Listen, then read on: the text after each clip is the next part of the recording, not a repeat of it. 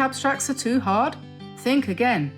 Today we're diving into an abstract colour experience that's not only fun and freeing, it's also the easiest way to break through a creative block. If you're feeling stuck, uninspired, or just don't know what to paint, this playful approach will get you grabbing your brushes and back in the flow.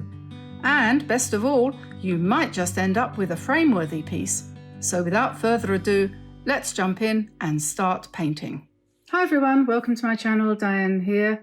As you know, what we do here is enjoy painting and have fun. So today I'm going to have some fun and use my cat's tongue brush. I'm going to use a sheet of 12x9 Mead watercolor paper on a block, glued all the way around so that it doesn't cockle when I paint, because I will be using quite a bit of water. And I've decided today, I noticed also that the Medici set is back in stock. We reviewed this a little while ago. And I was really quite amazed by these paints. They are very similar to, guess what? The Kuretake paints. Very similar indeed. And when I swatched them out, I found that the colours were pretty intense. And I was very pleased with those. You can see the colours there on the chart. So I'm going to give them another go. I was looking at some of the other paintings that I've done of this type. I've put some of them together using these rings, these binder rings that I bought and talked about a little while ago. And I can just flip through those and give myself some starting points as to where to begin. And I don't know, maybe I'll use this one as a starting point. I have to have something in front of me. I won't do the same thing as what that thing is, but I need it there. So, okay, whatever. Let's start with this pink. I remember when I used this colour before, I quite liked it. And I'm going to pick up some of that and I'm going to put it in the middle of the paper. First of all, though, I do need to make sure that I have got a mixing tray handy. You won't necessarily be able to see that because my camera angle is such that you can't see everything. But I'm going to put that there. I'll move that over a bit. And you can see I've made myself a little chart for these colours here, which are the ones that I can't tell what they are at the end. So there's black, phthalo blue, something like a violet, and a purple, and so on. So that helps me a bit. The others is fairly obvious what they are. So let's see what we're going to do. I love using this brush because it's so smooth and sensual, you could say. I'm working on cold press paper today, though, not hot press. And I'm just going to visit some of my friends in the paint box here and get them to get together and blend and meet up with one another. And we'll just see what happens. If you paint for relaxation, you don't want to put too much pressure on yourself to perform. And it's very easy to fall into that trap or to just completely freeze up. Tamsin, my daughter, has started to go to a little art group in a local, we have a charity shop here that helps. I live in France, and here in Poulouen, in Finistère, we have a charity shop run by some English people trying to support the abandoned and mistreated cats and dogs that are here in great numbers. Anyway, so this shop is only 2 minutes away from where we live, and I've known the lady who runs it since she started it, actually. Which was about 10 years ago now. Anyway, they recently decided to start a weekly art group with which I am not involved. And Tamsin is going to it, my daughter. And there's a couple of our friends who've decided to go. And Tamsin was just telling me this morning how they need more help. They need someone to try and guide the group And I'm not able to do that at the moment. I just don't have the time. Because they just freeze. They go and they freeze. They look at a piece of paper. They try to do something which is too difficult for them. And so they don't want to stop. But what have they decided to do? Well, they've decided to go to the colouring book. So they've bought themselves some colouring books and they're just colouring in. And it's a nice thing to do, to go and be with other people and do that. But it's not going to improve their painting because they've pitched the bar too high. They're trying too hard, trying to do things that are too difficult. And that's the thing. And if I were there, I would try to teach them or encourage them to do something like this, where all you're doing is just following the paint, and you just turn your brain off, stop trying to imagine, the Mona Lisa or whatever. You turn off your brain and you don't judge what you've done. You don't say, oh, I should have done more of this or less of that or whatever. You just follow the paint until the whole page is covered. And then you can look at it and say, yeah, now what does that make me think? Clean off your brush, dry it off a little bit, and think, I'm going to intensify some of these colours. So I'm going to pick up a little bit more of this red here.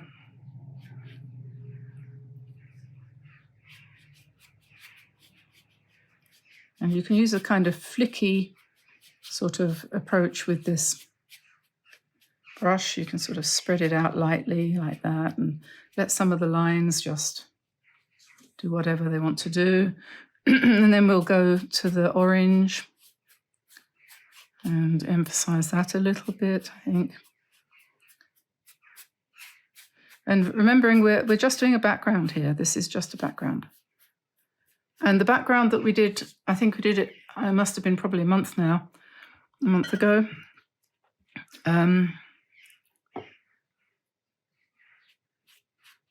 Started off like this, and then I just put some simple leaves over the top of it.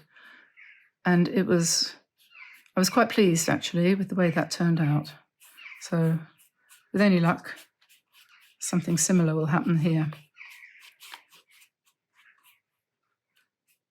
Okay, so I'm not going to play with that anymore. I think that's quite enough. I'll just smooth that out a little bit. And what we'll do is we'll let that dry, and then we'll put something over the top of it. It's nice and bright, isn't it? These colours do all play well together, as they say. So let me just let that dry. Okay, so this is the painting you just watched me do, and it's now dry. And it's a lovely background, and you could probably even leave it like that, and you might be quite happy to use that as a focal point in your room, because you can make all sorts of things emerge from that kind of a design. But what I wanted to show you is that I did this one with you just now, and I've also, immediately afterwards, while I was waiting for this to dry, this is on cold press paper, and I just wanted to show you the difference. This is the same thing I did in the same sort of way, and this is on rough paper. So it's still a cold press, but you can see the texture better on this one because it does have more tooth. And you can see, if you compare the two side by side, you can see that this one on the smoother paper is much smoother. This one picks up much more texture and naturally, without me even trying, comes out like this. But what's interesting is I then did the same thing on hot press paper, and the result was this. Now this paper doesn't have any tooth at all. It's very smooth. And so all the brush strokes show. It doesn't blend in the same way that it does on the cold press. So this is why we always say that hot press paper is a different kind of experience. And if you want more detail of your line work, if you want the brush strokes to show, this is the kind of paper that you want to use. And this, of course, is much more dramatic than this one. It's not at all restful. It's really quite striking and totally different. And yet I did exactly the same basic thing, following the paint, as I always say, and just using the same kind of color combinations, and we have a completely different, much more energetic result. So I think that's interesting. I hope you find that interesting too. So as I always say, follow the paint. And what I've decided to do, I'm going to use this one, which is, like I said, this is the one I've done on hot press paper because we don't often do that. And I'm going to use this one for the next step of this painting rather than this one or even this one, because this one here has got what I would consider to be some quite definite brush marks which make me think of leaves. And what I want to do is I want to actually work with those and with pen. And if I'm going to work with pen, I'm better off working on hot press paper. So I have no idea what I'm going to do at this moment in time. But this looks a little bit to me like a tree. So it's kind of calling out. And this looks like the sun coming down from the sky. So I'm imagining myself to be in an abstract sort of forest here, walking along a path here. And there's all these trees with leaves and things around me. And maybe it's autumn and the leaves are turning brown and so on and so forth. So it's kind of calling a bit of an imagination coming in there. And in some ways, actually, I think it's almost finished. You could say this was an abstract painting and that it was kind of finished, and I'm sort of hesitating to do anything to it because, it'll probably spoil it. So what I should do really at this point in time, and we all should do this, is to take a photo of it. So I think I might use my iPad and do that. So at least I know what I started with. Now, I'm not precious about my work, and if it doesn't turn out the way I hope it will, then that's just one of those things. I'm not going to lose any sleep over it. Just difficult to decide what to do, really, though. Often, in this kind of situation, you tend to lose confidence and let me think. Maybe I'll just try adding some more green to these leaf shapes. I've got this is a size 9, the one I mentioned, I think it's a 9 from the set. So let's just make these streaks a bit darker and maybe add a few more and see where we go from there. So we've got this dark green from the Medici set.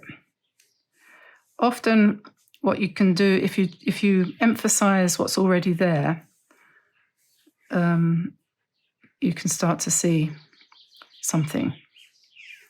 Doesn't always work, but might do. So do I need a branch? I think I probably need some branches. Do they need to join up? Probably not. Let's keep it abstract.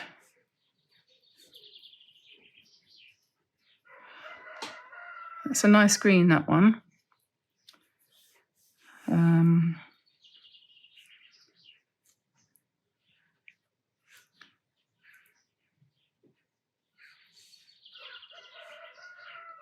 So we'll just keep the movement going in this direction, give some indication of a kind of connection, but the connection is kind of broken. Lovely sharp point on this brush. Okay, so that's that, and we'll stick with that green, and maybe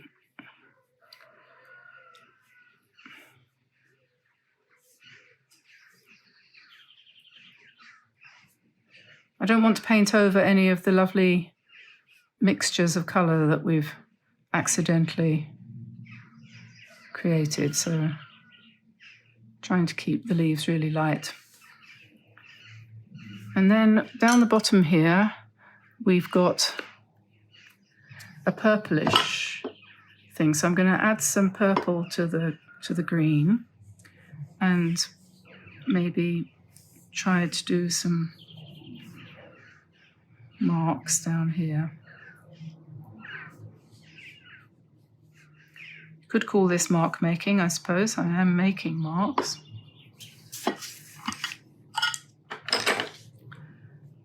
Emphasizing, not thinking too much, and definitely not trying to visualize anything, because I can't do that. I am neurodivergent. I'm going to say that every possible opportunity. As I said, apparently, I didn't remember this, but apparently in my last video, I said I always knew I was different from most people, and now I know why. So those of you who are also like me, Anna whatever it is, anaphasic, no, aphantasmagorical, you can join my club. You can be one of my secret 7, famous 5.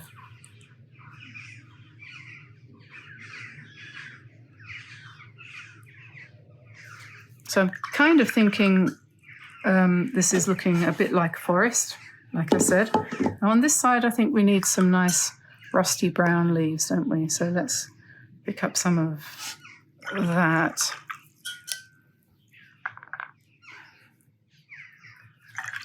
I've got some quinacridone gold here, which I often like to add to my paintings, and mix that with some of that red, and we can start emphasizing. You notice that the paper almost seems shiny in the sense of you can see that the paint kind of sits on top unless you use it quite thickly. And this is turning into a real abstract.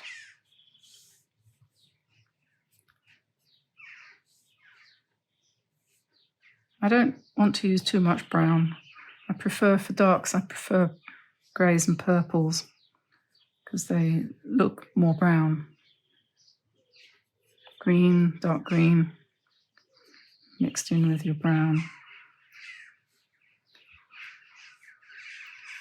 So we're sort of thinking falling leaves here.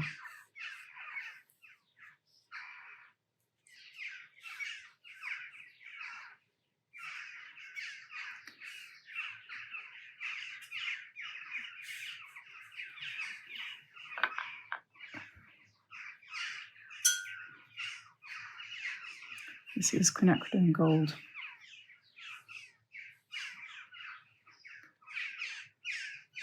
A bit of permanent rose or something similar.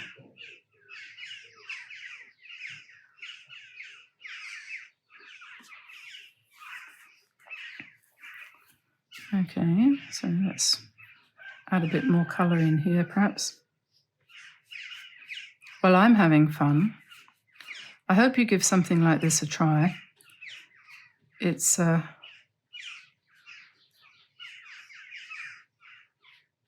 very, what's the word? Therapeutic to do something like this. Try the hot press paper if you haven't tried it yet. I know I've said that before, but it is a different experience. You'll find yourself wanting to do things differently.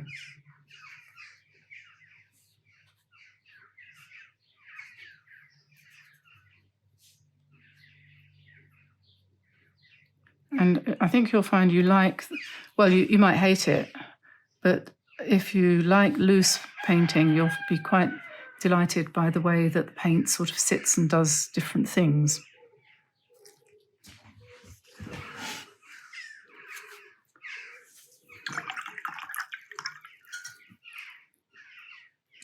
Okay, so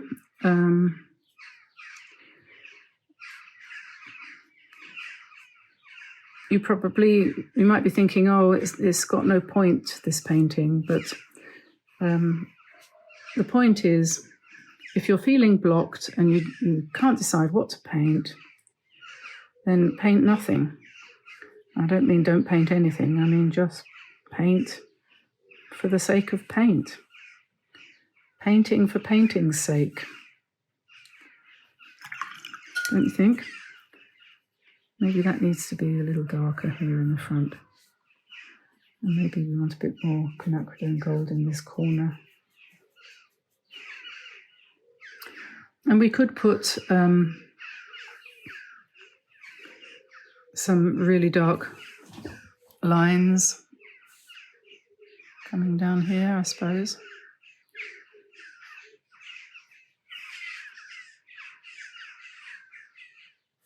This Payne's grey, this is. Not sure if that's helpful.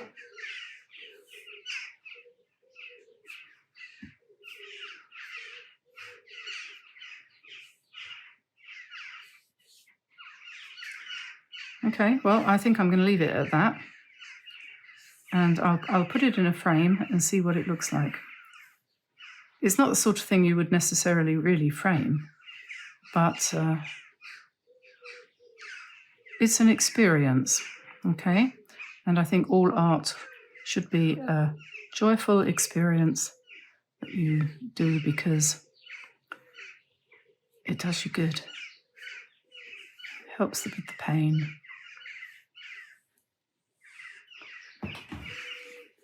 Okay. I'm sure somebody who understands psychology or psychiatry would look at that and say, oh, I know what that painting means. I know what that's all about. Well, there we are. I'm going to let you go now, and I hope you enjoyed that. Like I said, don't forget to go to dianeantone.com and you can download lots of free sketches there. Join our weekly newsletter. Tamsin writes the newsletter, and it's always fascinating, much more interesting than anything I could come up with. There's usually a free offer, something you can download for free from our site that you can find out about from the newsletter. And what else? Don't forget Patreon. Join us on Patreon. Support us by joining us on Patreon. Patreon is changing a bit and we're adding to our offerings on there gradually, bit by bit, so watch this space. Okay, so I'm going to let you go and I'll see you soon. Bye for now, everybody. Bye-bye.